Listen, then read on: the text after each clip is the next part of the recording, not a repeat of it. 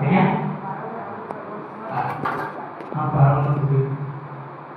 ଆପଣ ଦୁଇଟା ପଢ଼ନ୍ତୁ, 2:1 ପଢ଼ନ୍ତୁ। ପାଳନ କରିବା ଆଉ ସ୍ଥିତି ଅଛି।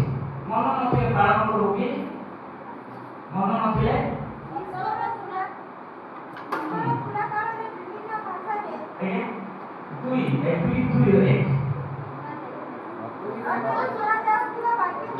ଅତଏବ ଶୁଣା ଯାଇଥିବା ବାକ୍ୟ ପ୍ରତି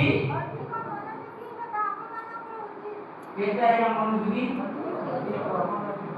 ନ କଲେ କଣ ହବ? ଆମେ ସ୍ୱର୍ଗକୁ ଯିବୁ, ଗୀତ ଗାଉଛୁ, ଲକ୍ଷ ଭ୍ରଷ୍ଟ ହେଇଯିବୁ। ଶୁଣା ଯାଇଥିବା ବାକ୍ୟ ପ୍ରତି କେତେ ମନୋଯୋଗୀ?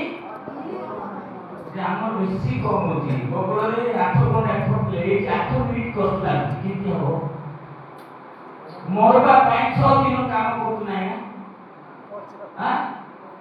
ମରିବା ପାଇଁ 6 ଦିନ ଯାକ ଖଟି ମରିବୁ। ବଞ୍ଚିବା ପାଇଁ ଏ ରବିବାର ଜୀବନକୁ ଭଲ ପାଉଛୁ ନା ମରଣକୁ ଆମେ?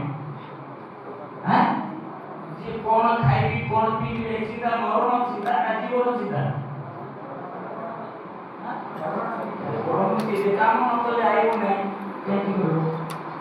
ସେଥିପାଇଁ କହିଲେ ଜୀବନ୍ତ ବାକ୍ୟ ଅଧିକ ସଞ୍ଚୟ କରି ଅଛି।